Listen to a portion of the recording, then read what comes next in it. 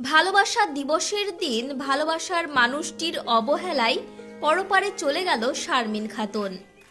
ওই পাড়ার একটা ছেলের সাথে সম্পর্ক আছে, ওই ছেলেটা বলে বাসতলায় ডাকে নিয়ে গেছে, নিয়ে যা আমার বিটিকে কি বলেছে, আর বিটি বলে ধরে এসে অমনি গালি দিয়েছে। আমি বাড়িতে ছিনু না ওই মুহূর্তে।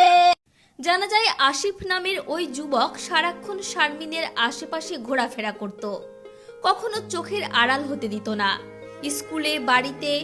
তারপরেও কেন যে এমন হলো? এক বছর থেকে জ্বালাই গো, মাথা ঠিক হয় না। ওর সঙ্গে সম্পর্ক ছিল আপনার মেয়ের?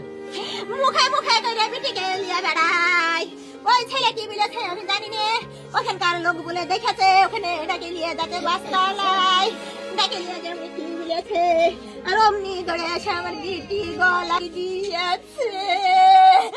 মেসেজ করে শারমিনকে বাজারের কাছে দেখা করতে বলে আসিফ। তারপরে দুজনের মধ্যে কথা কাটাকাটি হয়।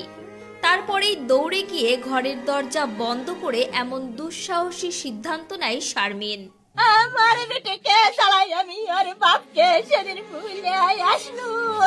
আপনার ছেলেকে আপনি শাসেন, আমার মেয়েকে আপনি দেখছেন, আপনার ছেলেকে আপনি দেখেন।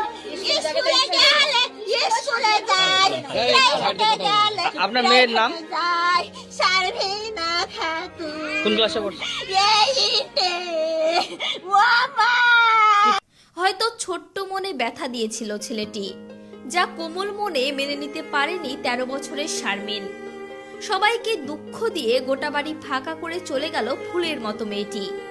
ভালোবাসা দিবসের দিনে ভালোবাসার মানুষটির জন্য এমন পরিণতি সত্যি মেনে নেওয়া যায় না। আমি ওই ছেলের শাস্তি চাইবো, ওই ছেলেকে ফাঁসি দেবো। আমার মেয়ে চলে গেছে, আমি ওর মুখ দেখবো না, ওর মুখ দেখতে